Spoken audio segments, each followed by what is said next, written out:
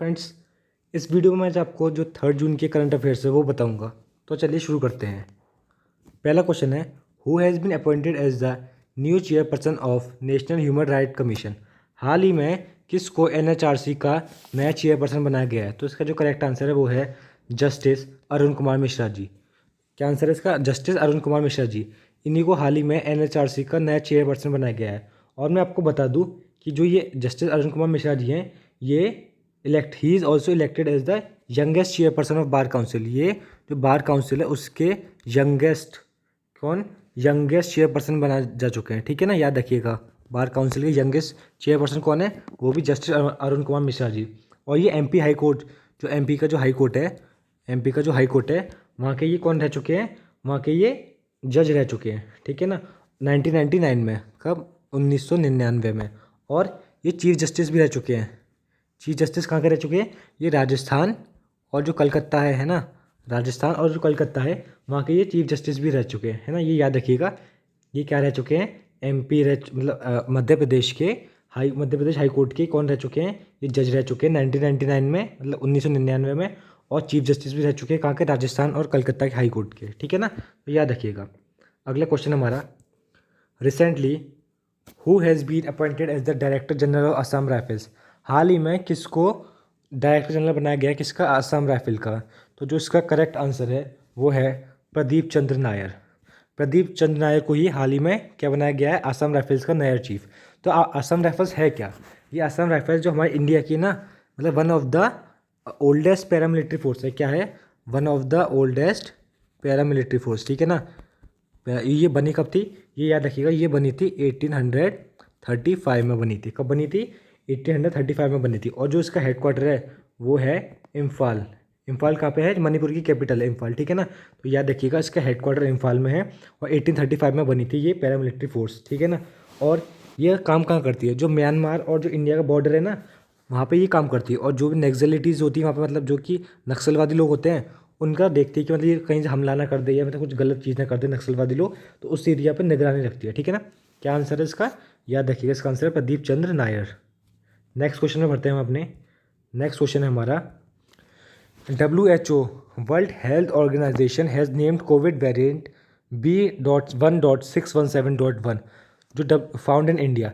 जो WHO ने है ना, एक वेरिएंट पाया गया इंडिया में जिसका नाम है B.1.617.1, है ना। तो WHO ने इसका नाम क्या रखा है? तो पहले तो कंट्री नाम रख देती थी कि ये यूके का वेरिएंट है या फिर ये इंडिया का वेरिएंट है, ये चाइना का वेरिएंट है। लेकिन अब WHO ने ऐसा कर दिया है कि अब ये इनको ना, मतलब इस पर नामांकन किया जाएगा, मतलब कि अल्फ़ाबेटिकली और न्यूमेरिकली, है ना। किसी देश के नाम पे नहीं किया जाएगा। तो जो इंडिया में जो वेरिएंट मिला है B.1.617.1, इसका नाम क्या है? इसका नाम आंसर है अल्फ़ा और कापा। जो ये अल्फ़ा और कापा है ना, ये दोनों आंसर, मतलब कि बोथ सेकंड एंड थर्ड। अरे सॉरी, सेकंड एंड थर्ड लिख दिया मैंने गलती से। इसका जो आंसर है वो है, हाँ ठीक है, सही है, कापा और डेल्टा ही आंसर है इसका। सॉरी। ठीक है ना। क्या आंसर है आपको फिर से बता दूँ एक बार। तो WHO ने इस कोविड-19 जो वेरिएंट है B.1.617.1 जो इंडिया में पाया गया है, उसका जो नाम रखा है वो रखा है कापा और डेल्टा, मतलब बोथ सेकंड एंड थर्ड। ठीक है ना, याद रखिएगा, कापा एंड डेल्टा ये इंडिया के कोविड वेरिएंट का नाम है। और जो साउथ अफ्रीका है, साउथ अफ्रीका के जो वेरिएंट का नाम क्या है? उसका नाम है बीटा। ये भी याद रखिएगा, बीटा नाम है साउथ अफ्रीका का। यूके का जो वेरिएंट है उसका नाम है अल्फ़ा। और जो ब्राज़ील है, जो क्या है, जो ब्राज़ील है, ब्राज़ील के वेरिएंट का नाम क्या है? उसका नाम है गामा। ठीक है ना, तो ये सब बातें आप याद रखिएगा। चलिए अगले क्वेश्चन में बढ़ते हैं हम अपने। अगला क्वेश्चन है हमारा, who has been appointed as the deputy chief of naval staff. मतलब हाल ही में किसको डिप्टी चीफ बनाया गया? कहाँ का? नेवल स्टाफ का। ठीक है ना, तो जो इसका करेक्ट आंसर है वो है रवनीश सिंह जी। देखिए ये है रवनीश सिंह जी हमारे। ठीक है ना, इन्हीं को हाल में क्या बनाया गया है? डिप्टी चीफ बनाया गया है नेवल स्टाफ का। इसके साथ साथ आपको ये पता होना चाहिए कि जो फादर ऑफ इंडियन नेवी कौन है? जो इंडियन नेवी है उनके फादर किसको कहा जाता है? तो इसका करेक्ट आंसर है शिवाजी महाराज। जो छत्रपति शिवाजी थी ना हमारे, उन्हीं को ही जो इंडियन नेवी का फादर कहा जाता है। किनको? छत्रपति शिवाजी महाराज जी को। और एक और बात याद रखिएगा कि इंडियन नेवी डे कब मनाया जाता है? इंडियन नेवी डे जो है वो कब मनाया जाता है? ये हर साल 4 दिसंबर को मनाया जाता है। कब मनाया जाता है? हर साल 4 दिसंबर को मनाया जाता है, ठीक है ना, ये भी याद रखिएगा। चलिए नेक्स्ट क्वेश्चन की तरफ बढ़ते हैं हम अपने। नेक्स्ट क्वेश्चन है हमारा, who has been appointed as the acting chief justice of Chhattisgarh high court, ठीक है ना, who has been appointed as the chief justice of Chhattisgarh है हाई कोर्ट, लिख लीजिए, लिखना भूल गया, आप देख लीजिएगा। छत्तीसगढ़ हाई कोर्ट का हाल ही में किसको एक्टिंग चीफ जस्टिस बनाया गया है। एक्टिंग चीफ जस्टिस मतलब कि जो छत्तीसगढ़ है ना, उस वक्त वहाँ पे उस वक्त कोई मतलब फिक्स्ड चीफ जस्टिस नहीं थे, है ना, मतलब चीफ जस्टिस की जो प्लेस थी वो वैकेंट हो चुकी थी, मतलब खाली हो चुकी थी। तो इसीलिए प्रेसिडेंट ने इनको एक्टिंग चीफ जस्टिस बना दिया। क्या बना दिया? एक्टिंग चीफ जस्टिस, मतलब कि जब तक नए चीफ जस्टिस अपॉइंट नहीं हो जाते वहाँ के, तब तक ये वहाँ के चीफ जस्टिस रहेंगे। तो इसका आंसर देखिए, ये प्रोफाइल फ़ोटो है इनकी, अगर आप पहचान सके तो पहचानिए। अब मैं आपको बताता हूँ, चलो इसका करेक्ट आंसर है, इसका जो करेक्ट आंसर है वो है जस्टिस प्रशांत कुमार मिश्रा जी, ठीक है ना। ये देखिए उनकी प्रोफाइल फ़ोटो है, ये वहाँ का हाई कोर्ट है, कहाँ का? छत्तीसगढ़ का। करेक्ट आंसर है इसका जस्टिस प्रशांत कुमार मिश्रा जी। चलिए नेक्स्ट क्वेश्चन की तरफ बढ़ते हैं हम अपने। नेक्स्ट क्वेश्चन है हमारा, which vaccine has become the 8th vaccine to receive WHO emergency use listing on June 1, 2021। मतलब जो WHO है, वर्ल्ड हेल्थ ऑर्गेनाइजेशन, उसने किस वैक्सीन को मतलब अलाउ कर दिया है कि मतलब वो भी इमरजेंसी वैक्सीन बन सकती है WHO में। और ये वैक्सीन जो बनी है, एक वैक्सीन को उसने अलाउ किया June 1, 2021। उसका नाम पूछ रहा है, उसका नाम है ये सिनोवेक, SINOUAC, सिनोवेक। ये कहाँ की है? ये चाइना की है, ठीक है ना। अब इसको भी मंजूरी मिल गई है कि ये भी मतलब जो WHO की इमरजेंसी वैक्सीन है ना, उसमें इनको 8th पोजीशन मिल गई, 8th पोजीशन की। अब इसको भी अलाउ किया जा सकता है अगर इमरजेंसी पड़ती है तो, ठीक है ना। कहाँ की है? ये चाइना की, नाम है इसका सिनोक, ठीक है। अब नेक्स्ट क्वेश्चन की तरफ बढ़ते हैं हम अपने। नेक्स्ट क्वेश्चन है कि 3rd June is celebrated as, मतलब आज जो 3rd जून है, आज के दिन को हम क्या कहते हैं, है ना। इसका जो आंसर है वो है वर्ल्ड साइकिल डे, मतलब आज के दिन ही हम वर्ल्ड साइकिल डे को सेलिब्रेटेड करते हैं। क्या करते हैं? सेलिब्रेट। इसका आंसर है वर्ल्ड साइकिल डे, ठीक है ना। ये देखिए, ये हमारा cycle day, world from the seat of your bike. आज क्या है? 3rd जून, वर्ल्ड साइकिल डे। चलो आपसे एक क्वेश्चन पूछता हूँ कि bicycle capital of the world किसको कहा जाता है? क्या bicycle capital of the world किसको कहा जाता है? मैंने एक वीडियो बनाई थी शॉर्ट्स में, उसमें मैंने बताया भी था कि किसको कहा जाता है। तो इसका करेक्ट आंसर है क्या है? नीदरलैंड, ठीक है ना।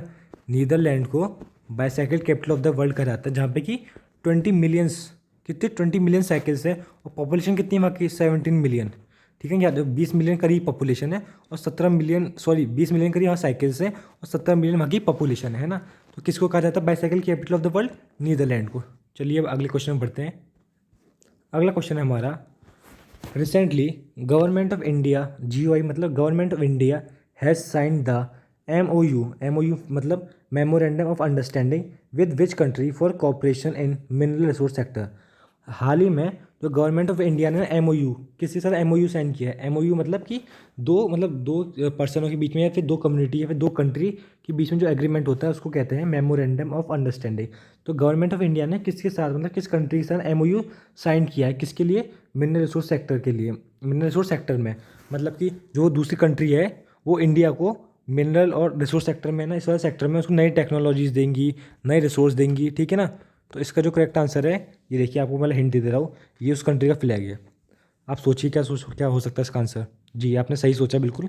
इसका जो करेक्ट आंसर है वो है अर्जेंटीना, ठीक है ना, याद रखिएगा, अर्जेंटीना। और मैं आपको बता दूं कि जो ये अर्जेंटीना है, इसकी कैपिटल क्या है? इसकी कैपिटल है ब्यूनस आयर्स, ठीक है ना।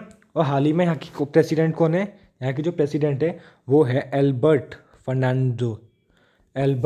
फर्नांडेज, ठीक है ना, याद रखिएगा ये भी, अल्बर्ट फर्नांडिस। ये यहाँ के कौन है? ये यहाँ के इस वक्त के प्रेसिडेंट है।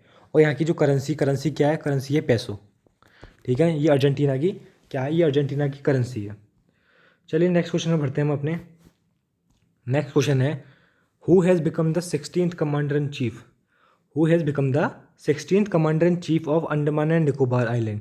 जो अंडमान और निकोबार आइलैंड है हमारे देश का, वहाँ का 16th कमांडर इन चीफ कौन बने हैं? वो हाल ही में बने हैं।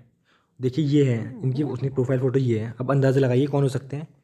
आपने अंदाज़ा लगा दिया तो बहुत सही बात है, अच्छा है। मैं आपको इसका आंसर बता देता हूँ कि इसका जो आंसर क्या है।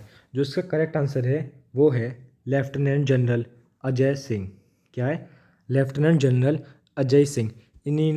यही हाल ही में जो अंडमान निकोबार के नए कौन बने? नए कमांडर इन चीफ बने। और इनको इन्हें सक्सीड किसको किया है, इन्हें सक्सीड किया है जो मनोज कुमार पांडे हैं। देखिए ये है मनोज कुमार पांडे, ठीक है ना, इनको सक्सीड किया है। मतलब इनसे पहले कौन थे, इनसे पहले ये मनोज कुमार पांडे थे यहाँ के कमांडर इन चीफ, ठीक है ना, ये याद रखिएगा।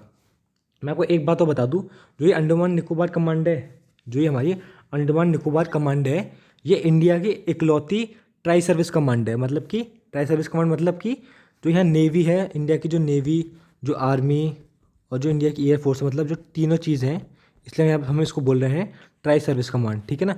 ये तीनों लोग, मतलब जो तीनों आर्मी है, नेवी, आर्मी और एयरफोर्स, ये तीनों एक साथ यहाँ पे ऑपरेट कर सकते हैं, ठीक है ना। तो याद रखिएगा इकलौता ट्राई सर्विस कमांड कौन सा है, अंडमान एंड निकोबार कमांड, ठीक है ना। चलिए अपने अगले क्वेश्चन की तरफ बढ़ते हैं। अगला क्वेश्चन है हमारा, which countries navy ship IRIS Kharg destroyed with while catching fire. हाल ही में किस कंट्री की नेवी शिप जिसका नाम है IRIS खर्ग, ठीक है ना, क्या है IRIS खर्ग, है ना, वो डेस्ट्रॉय मतलब डूब गई है पूरी। कैसे, उसमें आग लग गई थी, मतलब चलते चलते रास्ते में उसमें आग लग गई थी, जिसकी वजह से पूरी डूब गई, सब बर्बाद हो गई, ठीक है ना। इसका आंसर देखिए, ये शिप देख लीजिए आप पहले, ठीक है ना, ये IRIS खर्ग है। और जो इसका करेक्ट आंसर है वो है ईरान। ये न्यूज़ में इसे बहुत चल रहा है, आज के आपने न्यूज़पेपर पढ़ा होगा तो आपको ज़रूर पता होगा इसका आंसर। इसका आंसर जो है ईरान, ठीक है ना। हाल ही में ईरान की जो शिप है IRIS खर्ग, ये डूब गई थी, मतलब इसमें आग लग गई थी, ठीक है ना। ये याद रखिएगा, ये ओमान की तरफ जा रही थी, कहाँ की तरफ, ओमान की तरफ, ईरान से। तो बीच में एक स्टेट पड़ता है, ठीक है ना, वहीं में से आग लग गई तो वहीं ये डिस्ट्रॉय हो गई। आई होप कि आप समझ गए होंगे, ठीक है ना। Thank you. आई होप कि आपको सब करंट अफेयर समझ में आए होंगे, और आपको ऐसी वीडियोज़ के लिए आप रोज़ 9 बजे आ जाया करिए। मैं आपको रोज़ 9 बजे करंट अफेयर्स दिया करूँगा, रात के 9 बजे। Thank you friends.